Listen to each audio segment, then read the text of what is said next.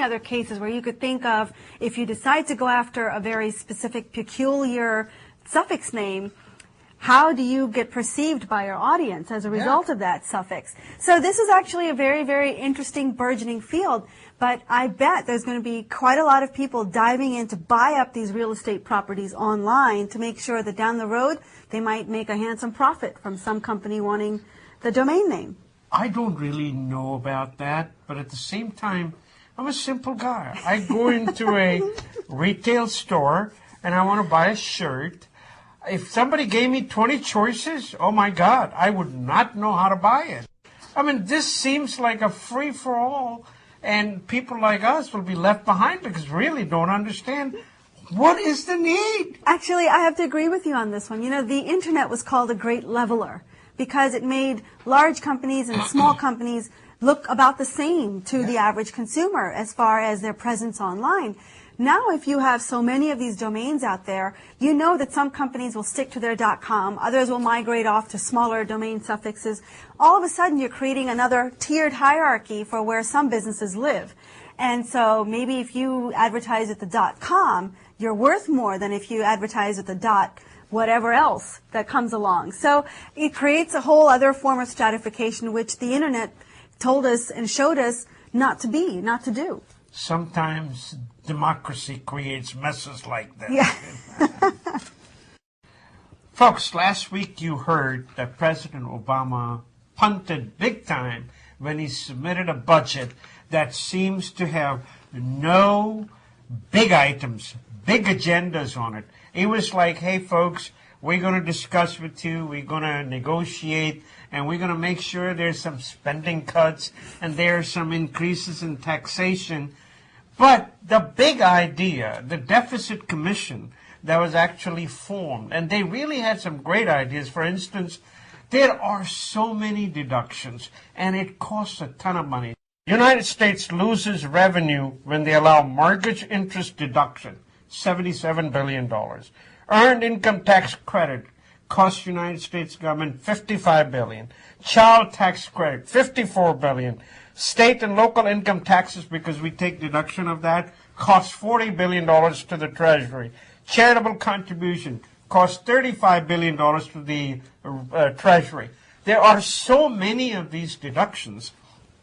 If you were to just make the tax code simple, take away all of everybody's deductions, because if you take one at a time, you will never get it passed.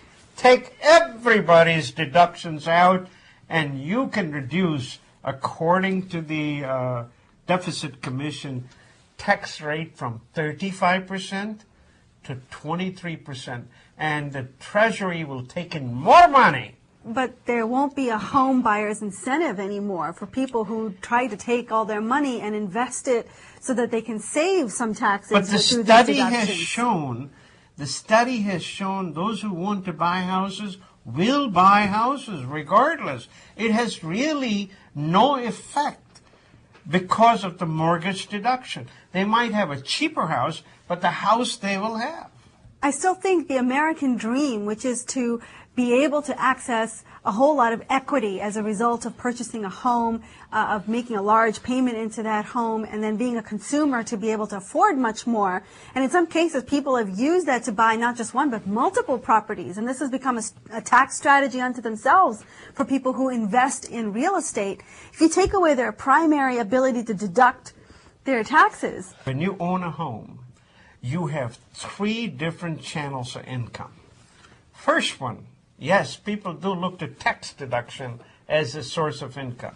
If you were to rent it, that's another source of income that comes in. And the third one that you talked about is the appreciation of the house, the cumulative effect of wealth. So remember, you still get the 2 items.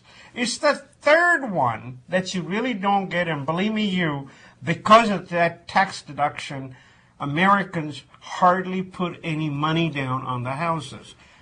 If you take away that deduction, which other countries have, everybody pays up to 50% down payment. In America, you can pay 5%, and they believe they're unnecessary creating that debt situation. Well, I do think we're going to see some reform in this area, and I don't know if the mortgage deduction will go away, but I think the requirement for a down payment in houses is certainly going to go up. Gone are those days where you could get away with a 1%, 2% down payment. But you know, it's important for us to fix that budget. And the only way you can fix that budget is to take out that creeping entitlement. These entitlements just keep on going up and up and up. Economy has to grow so that you can afford more entitlement. You can't have economy that's stagnant and then take more and more taxes. And that just kills the economy. You know, a few years ago, staying with technology for a minute, RFIDs were the new technology that we thought would revolutionize the grocery shopping experience, or just shopping in general, because you could just simply know what people were buying because of these RFID tags. Yeah. Well, now the technology has gone one step further to something called near-field communication. It's an actual chip that gets embedded into a mobile device, such as your phone. And that lets you use the phone as your wallet. Basically, it becomes a portal for carrying your credit card information. And you can scan barcodes, if you want, using your cell phone to pay for stuff. Starbucks was the first one to try this out in about 6,000, 7,000 of their stores, where a new barcode app on your iPhone, for example, you could pay for your coffee with your cell phone. Well, going forward, folks, this NFC chip is going to start appearing in a lot more than just the iPhone. In fact, Google has unveiled its version in the Nexus S smartphone, which contains one of these NFC chips.